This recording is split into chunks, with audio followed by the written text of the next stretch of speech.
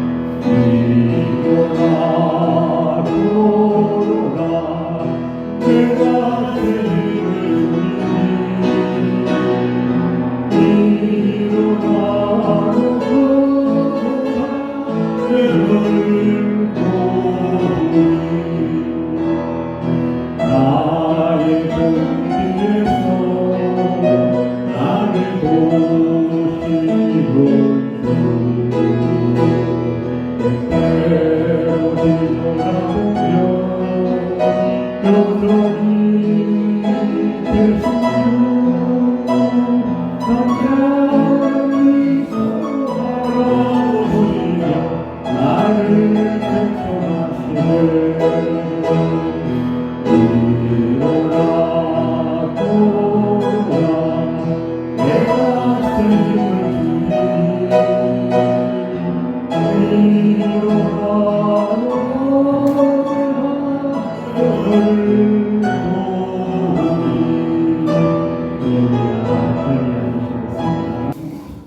저는 거절을 잘 못하거든요. 근데 우리 최고 목사님이 어제 카톡을 보내서 금요일 날 자기를 좀 만나고 시간을 갖자고 그래요. 그래 내가 거절하기 참 어렵지만 오늘은 여러 가지 선약이 있어서 시간을 못 낸다 하고 내가 참 미안해요. 그런데 우리는 사람에게 거절할 때도 있고 또 거절받을 때도 있는데 우리 주님은 우리가 애쓰하면 거절하지 아니하시고 다 들어주십니다. 할렐루야. 저는 이제 교회 목회를 하기 때문에 교인들을 다 우리서 보잖아요. 지혜롭고 에너지를 주는 분도 있고 사람은 나쁜 사람도 아닌데 말만 하면 부담이 되고 상처 기분 나쁘게 하는 분도 그래요. 그래서 제가 오래전에 어떤 분에게 이혼은 내게 절대 말하지 마라 그랬는데 그게 아주 막 그게 스트레스가 되는 거예요. 근데 그분이 와서 말만 하면 감각이 없어가지고 목사님 내가 들어도 이렇게 짜증스럽고 기분이 나빠요. 그리고 그분은 되도록 사람 안 만나는 일에 배당을 하고 이래야 하는데 우리가 하나님 앞에 가서 말씀하고 기도할 때 우리 기도가 훌륭하지 못할 때가 많아요. 제가 목사지만 훌륭하지 못할 때가 많아요. 어제 어느 한결교회 장로님 만나 잠깐 시간을 가졌는데 어떤 분이 그러대요. 노인이 되지 말고 어른이 되라. 그런 말인데.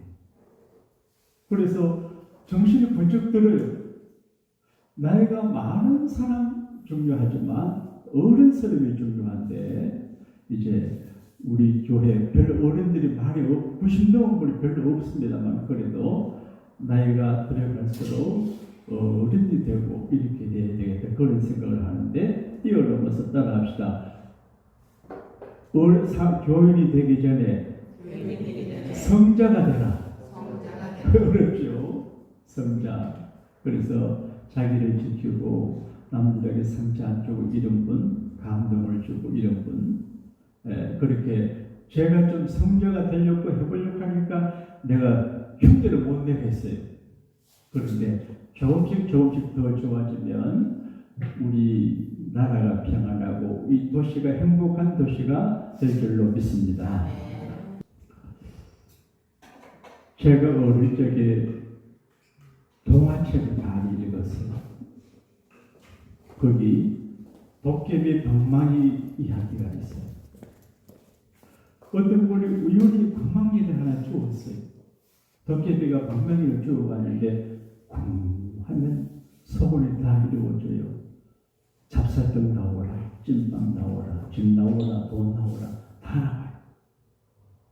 그때 제 마음속에 우리 집에 그런 도깨비 방망이 있으면 좋겠는데 도깨비가 오셔가지고 내한테 그런 방망이 하나 주고 가면 이제 고구마 안 먹고 쌀밥 먹고 죽 안 먹고 밥 먹고 좋겠다고 상상을 한 적이 있어요.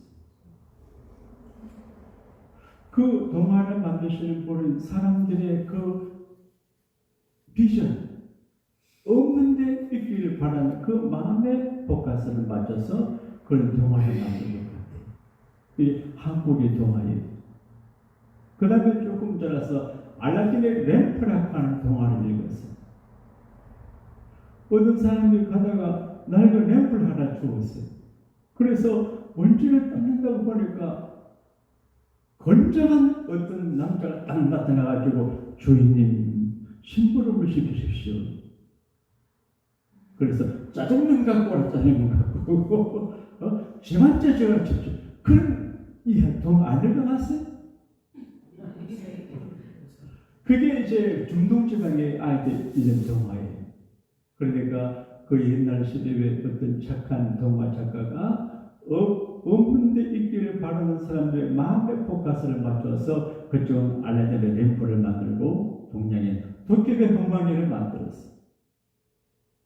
그런데 제가 교회 가서 어릴 적에 잘 모르다가 조금 나이가 들어서 성경 말씀에 구하라 주실 것이요 찾으라 찾을 것이요 문을 두드리라 열릴 것이라.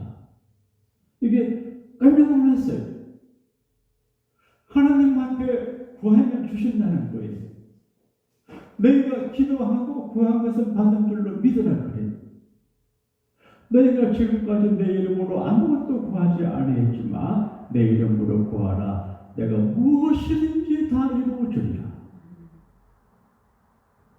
이게 도깨비 방망이보다 더하고 알라딘의 램프보다 더해요. 그러니까 영적으로, 신학적으로, 성경적으로 보게 되면 적용이 어떨지 모르지만 기도는 축복의 방망이고 기도는 알라딘의 램프보다 더 좋아요. 무엇이든지 원하는 대로 구하라. 그래서 어느 목사님하고 식사를 하는데 남자가 보니까 나도 좀 못난 편에 속하지만 별로인 남자예요. 그래서 부인 되시는 사모님은 여기 빛나고 에너지가 있고 애교 있고 아주 괜찮습니다. 그래서 나도 모르게 아유 결혼 잘하셨습니다 그랬어요. 그러니까 그 남자 목사님이 예 나는 기도만 했습니다. 그래서 이제 기도 자기 어머니가 이제 의사인데 이제 그 십자가 주십자 병원에 그만 의사에게 돈을 많이 못 벌 그래서 받았는데 아니 기도만 했는데 그분을 만났거든요. 그래서 아유 기도하면 좋은 마누라를 만나는 그런 생각을 했습니다. 무엇이든지 사랑하는 여러분, 오늘 우리에게 필요하고 절실한 그리고 우리 인생길 가라앉는 문제들이 있을 수 있습니다. 근데 그 모든 문제, 모든 필요, 모든 애로를 하나님께 구하면 하나님께서 해결하실 걸 믿으시면 아멘 하시기 바랍니다. 저도 아멘입니다. 시편 65편 보면 기분이 좋아요. 신령 축복 새벽 기도회에 이 시편 65편을 여러분에게 드리고 싶어요. 제가 받고 싶어요. 시편이 150편일 때 모세도 기록을 하고 솔로몬도 기록을 하고 또 이제 다윗도 기록하고 인명의 분들이 기록을 했는데 전부 힘든 이야기가 많아요. 하나님 내가 죽기 전에 나를 고쳐 살게 해주세요. 내 친구가 발꿈치를 내게 들었습니다.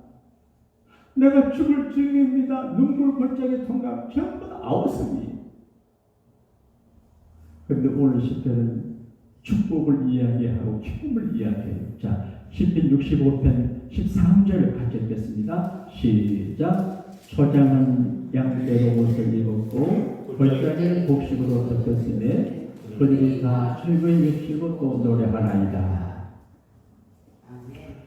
제가 원래 신방을 가거나 또 목사님들 가정에 혹시 방문한 일이 있으면 뭘 가져갈까 생각하는데 쌀 한 가마니씩을 창고에 넣어놓고 가져가고 싶어요. 돈의 의미가 아니고 그 쌀 한 포대를 가져갈 걸 이게 바르고 생명이거든요. 혹시 여러분 집에 갈 때 어떤 집에 이거 가져가고 그러면 안 되니까 쌀 한 포를 통일해가지고 가져갈 생각이.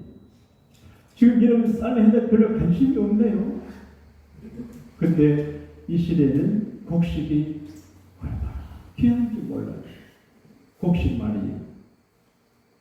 곡식이 귀해요. 근데 그 사람들은 농사 짓고 목축을 하고 살아가는데 이제 이렇게 말합니다. 초장에는 양떼로 옷을 입었고, 그러니까 푸른 초장에 지금 비가 오니까 상가들이 파란데 지금 자동차 좋은 거 한 대 갖다 놨습니다. 미니밴 새 차 갖다 놨는데 내가 오늘 여러분 원하시면 점심 때 내가 산타모니카 해변에 가서 커피 사주려고 원하는 사람들 새 차 갖다 놨어요. 근데 이제 지금 비가 오니까 파래요. 근데 그 나라의 산이 파랗다고 하는 말은 비가 많이 왔다는 말이고, 비가 오고 거기다가 양떼들이 옷을 입혔단 말이에요. 양떼들이 그러나 3일째 미라클의 손님들이 많은 게 그거예요. 손님들이 많은 걸 표현하자면 이제 푸른 언덕 위에 양떼들이 옷을 입었다. 백화점에 손님한테 그런 이야기. 그러니까 사람이 잘 돼요. 그리고 곡식을 보니까 계곡에 곡식이 나요. 그러니까 기뻐요. 그들이 다 즐거이 외치고 노래하나이다. 다윗의 왕이에요. 한 나라 안에는 별의별 놈이 다 있어요. 그래도 모두를 다 보고 자기가 쓰니까. 여러분 자식이 10명이면 하나 어느 아들도 안 귀한 아들이에요. 감옥간 아들도 귀해. 그런데 다윗은 왕이니까 모든 백성을 이렇게 억어하고 포용하는데 목축을 하는 분들도 잘 돼서 싱글벙글 하고 농사 짓는 분들도 농사가 잘 되고 곡식이 많아요. 그러니까 저들이 이렇게 하고 즐거워하는 모습 보니까 좋은 거거든요. 그리고 성전에 가니까 교인들이 많아요. 그래서 다윗은 그렇게 말합니다. 주의 하나님 뜻을 택하시고 주의 뜰에 거하게 하는 사람은 복이 있다. 그렇게 말해요. 어떤 데는 성전을 예민해요. 그런데 하나님이 택하신 분들이 예배당에 많아요. 그리고 주의 뜰에 거하게 하는 것이 자기도 복이 되고 모두가 복된 걸 이야기해요. 지난번에 제가 말씀드렸죠. 사람의 행복의 조건이 세 가지라고 하는데, 첫째가 노동, 경제한 행위예요. 둘 번째 가정, 그리고 세 번째가 종교인데, 이제 아무리 목축이 잘 되고 농사가 잘 돼도 성전들이 오지 않으면 불행한 사람이에요. 그래서 택하신 자들이 성전들이 많은데 주의 뜰에 거하게 하는 사람은 복이 있다. 그렇게 말합니다. 여러분 오늘 새벽에 많이 오시는데 교회 안에 있고 뜰에서 놀고 이렇게 하는 게 이거 복 있는 징조예요. 그래서 집에서 잠 안 하면 교회 와서 이제 침낭 갖고 기도하고 주무시고, 그러니까 주의 뜰에 거하게 하는 것이 정말 복입니다. 할렐루야. 여기 있는 시간이 돈 버는 시간이고, 여기 있는 시간이 자식을 잘 되게 하는 시간이고, 여기 있는 시간이 자기 노후를 준비하는 것이죠. 주의 뜰에 거한다고 하는 것은 얼마나 그런 의미에서 이승경 목사를 내려 나가 차기훈 목사는 복받은 사람이에요. 그러니까 교회 안에 늘 살잖아요. 그러니까 주의 뜰에 거하고 성경 안에 산다고 하는 것은 축복이고 하나님의 교회와 성경과 관계없이 사는 사람은 저주받은 사람이에요. 그가 대통령이고 그가 백만장자라도 저주받은 인간이에요. 부잣집 요셉이라고 하는 분 집 앞에 있는 거기에 나사라도 성경과 관계내서는 복 있는 사람. 여러분과 제가 복 있는 사람 되신 것을 감사하시기를 바랍니다. 그리고 죄를 사함받는 게 복이에요. 다윗은 군인인데 어떻게 그렇게 이제 말을 잘하는지 몰라요. 제 가까운 친구 가운데 진도가 고향인 친구가 있어요. 육군 생활학교 시험조가 성적을 합격을 했는데 쉬는 주에 걸려가지고 못 가가지고 앵커에 있는 친구예요. 근데 덩치도 크고 시식해요. 좋은 친구인데 이제 이 친구가 시를 쓴대요. 그래 갑자기 시를 써서 보냈어요. 그래서 내가 자네는 장군 같은 사람인데 어떻게 이렇게 섬세한 시를 쓰나. 그러니까 웃더만요. 근데 다윗은 장군이에요. 전사의 왕이에요. 근데 섬세해서 시를 써요.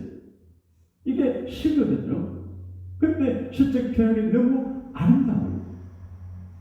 여러분, 하나님은 아름다움의 하나님이세요. 어떤 분이 나고 목사님은 이쁜 사람만 좋아하는. 그럼 이쁜 사람 좋아하는 남자가 어디 있습니까? 그러니까 외적인 이쁨보다도 그 언어나 자태나 인격이나 삶이나 그 영성이 아름다움에 누가 안 좋아하겠습니까? 하나님은 거룩하지만 아름다운 분이거든요. 세상을 아름답게 창조하셨거든요. 근데 하나님께서 아름다운 하나님이신데 실제 표현도 아름답게 하게 도와주는 것 같아요. 근데 이렇게 말합니다. 자, 오늘 말씀 중에서 3절을 같이 읽어봅시다. 시작. 죄악이 나를 이겨싸우니 우리의 허물을 주께서 사하십니다. 나는 말씀 가운데 물론 한국말로 번역을 했지만 죄와 악이 나를 이겼습니다. 그렇게 말하잖아요. 바울은 이제 죄와 악으로 싸우되 피 흘리기까지 안 했다 그렇게 말하는데 다윗은 죄와 악이 나를 이겼습니다. 모든 삶의 고백이 누구나 죄에 지은 경험이 있어요. 우리가 살다가 보게 되면 죄가 나를 이길 때가 있어요. 근데 내 힘으로는 죄를 못 이겨요. 누구든지 목석 같은 사람도 이제 가서도 엉덩이를 흔들고 해가면 다 넘어가요. 아무리 여자 숙녀 같은 여자도 멀쩡한 남자가 가서 돈 보여주기 되면 다 넘어가 버려요. 여자들 돈 좋아하잖아요. 그러니까 죄를 안 이길 사람이 없어요. 그리고 3일 동안 말째 배가 고파서 아무것도 못 먹었어요. 근데 가정밖에 가가지고 보니까 맛있는 빵이 있어요. 그러면 이거 슬쩍 안 할 사람이 누구 있어요? 살아야 돼요. 근데 죄와 악이 나를 이겼습니다. 이게 다윗의 고백, 우리의 고백이에요. 근데 죄와 악이 나를 이겼지만 죄를 이기는 게 뭐냐? 용서예요. 다시 한번 읽겠습니다. 3절 시작. 죄악이 나를 이겨싸우니 우리의 허물을 주께서 사하십니다. 허물을 다른 사람이 두 번째 치고 죄가 나를 이겨서 내가 벌받게 되고 망하게 되고 지옥 가게 되는데 하나님께서 내 죄와 악의 허물을 사해 주심으로 내가 자유하게 되는 거거든요. 여러분 교회 오실 때마다 꼭 하실 일이 죄가 나를 이겼는데 용서받음으로 죄에서 자유를 받는 것입니다. 자, 어떻게 되냐? 어떻게 죄와 악에서 허물을 사함받게 되고 어떻게 우환적이고 많은 세상에서 성공자가 되고 양식 걱정하고 웃으며 살 수 있냐? 오늘 시편 65편에 끝나는 즐거이 외치고 노래하나이다. 올 한해 여러분 즐겁게 살 수 있게 되시기를 주님 이름으로 축복합니다. 우리 교회가 즐거운 교회가 되기를 바랍니다. 즐거운 교회가 되게 하려고 하면 어떻게 해야 되냐? 여러분 학교나 저 학교에 있어 봤잖아요. 문제가 있어요. 군대도 문제가 있어요. 교회 권사님 직원들 중에 그 직원들 들어있잖아요. 교회도 문제가 있어요. 어떻게 하냐? 그럼 나가라고 발라쳐 버려야 되는 게 아니고 사탕 좋아하면 사탕 하나 채워주고 그리고 장난만 좀 얘가 저가 놀아요. 이렇게 특별히 키워요. 전 목사님들 앞에 가서 강의하면 지금까지 하는 게 있습니다. 소금, 빛이에요. 본질. 소금이 소금 맛을 잃어버리면 버린다.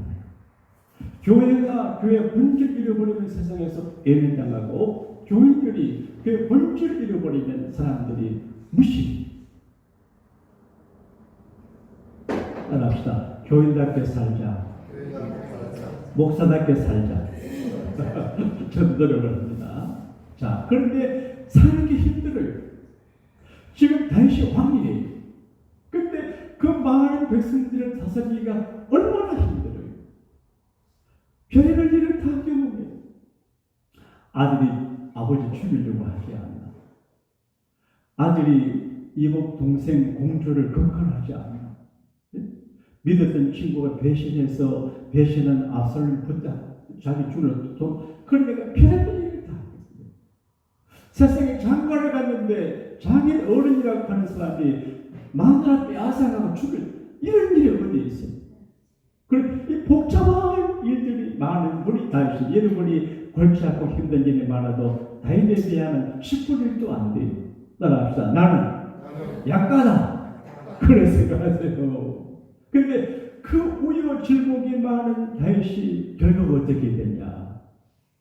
홀리퀸, 거룩한 왕이라 그래요.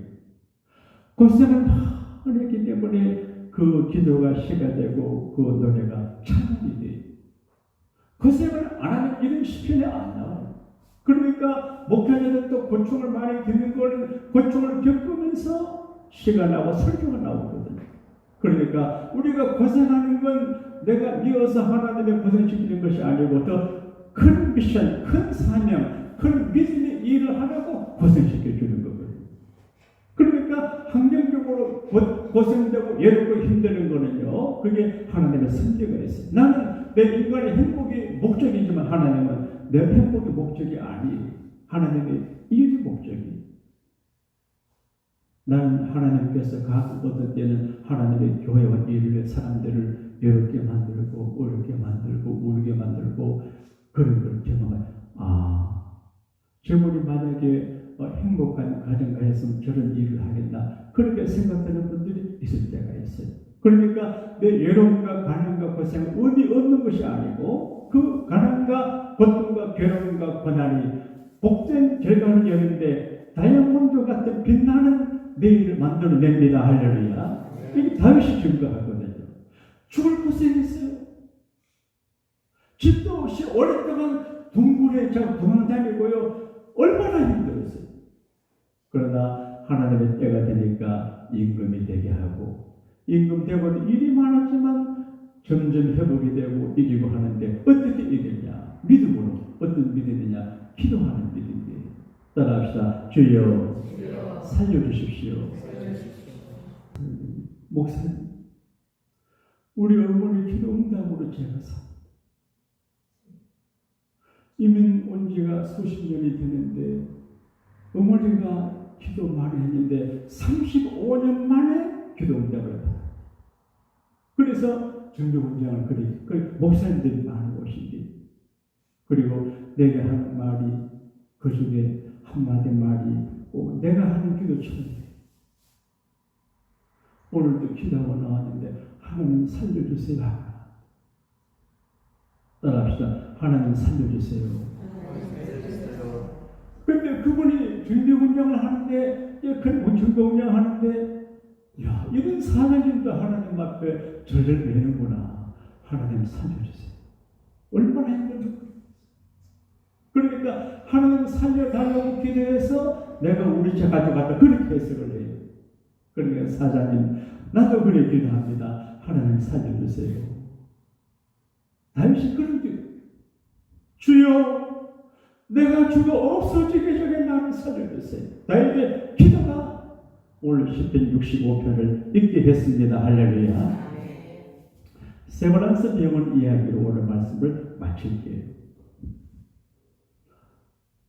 제가 작년 연말에 11월 달에 연수대학에 일이 있어 교수회의하러 갔었어요. 그리고 옛날에 제가 학교 다닐 적에 학교가 교수들의 얼굴이 빛나고 있는데 이것이 제일요. 학교 분위기가 옛날 같지 않아요. 근데 알고 보니까 인천의 성도회 국제대학을 만들어 거기 적적 봐야 돼요. 그러니까 돈 때문에 쩔쩔매요. 연수대학은 원주에 목장도 있고 서울역 앞에 있는 큰 빌딩도 갖고 있고 매월 정기적 수입 있는 학교예요. 그런데 쩔쩔매요. 그런데 세브란스 병원에서 나오는 수익으로 좀 이게 좀 조심스럽지만 학교를 운영하는 데 도움되고 성도 국제대학에 이렇게 가야 돼요. 세브란스 병원 하는 데는 큰일 납니다. 그런데 세브란스 병원, 우리 정근사님 남편의 정박사님도 세브란스 병원 연대의과서 출신인데 거기 이제 알렌이라고 하는 분이 권영 황제 도움으로 강의요. 지금도 가면 있는데 책벌기에 있는데 조그마한 개아주께 강의요. 근데 이제 의료 선교사 중에서 에리슨이라고 하는 선교사가 또 왔어요. 근데 의료 선교하러 왔는데 열심히 일하다가 병에 걸렸어요. 자, 닥터예요. 의료 선교사로 왔어요. 근데 한국인들을 도와주고 의료 선교하려고 하는데 몸에 병이 당해요. 그런데 하나님, 내가 조상 사람들을 위해서 멀리서 왔는데 내가 왜 병이 됩니까? 병든 사람을 고쳐주도 왔는데 내가 왜 병이, 내가 끝산다 내가 왜 병이 됩니까? 그래도 병이 안 나. 그래서 캐나다로 요양을 갔어요. 근데 그거는 한국 조선의 병원에 대한 미션과 그리고 의욕이 있어요. 그래서 보든이라고 하는 분을 만나가지고 이제 자기가 생각하는 병은 설계도를 이야기하고 좀 그려달라고 그랬어요. 설계도 돈 많이 들잖아요. 그래서 하나님 내가 병들고 휴양하고 있지만 한국의 언젠가 이런 병원이 이루어지게 기도하는데 미국 카네기홀에 가서 말하기가 있어요. 자기가 조선에 갔던 이야기합니다. 그때 조선은 지금 우리가 아프리카 이야기 듣는 거 덕비체면인데 그 집신 신고 처갓집에 살고 간단하게 살아가는 병으로 죽어가는 무시한 조선인들 이야기를 이렇게 합니다. 거기에 세브란스라고 하는 섬에서 중력이 젊은 청년이 있었는데 이번에 그랬고 에버슨이라는 닥터를 만났어요. 보니까 1년 전에 자기가 어디에 병원을 지어줘야 되겠다라고 하는 생각을 했는데 어디다 병원을 지어줄까 기도하고 있어요. 그런데 에비슨 선교사는 1년 반 전에 기도해요. 그래 1년 반 전에 기도하던 이 선교사가 어린 선교사가 몸에 병으로 캐나다 가서 만나던 사람이 세브란스예요.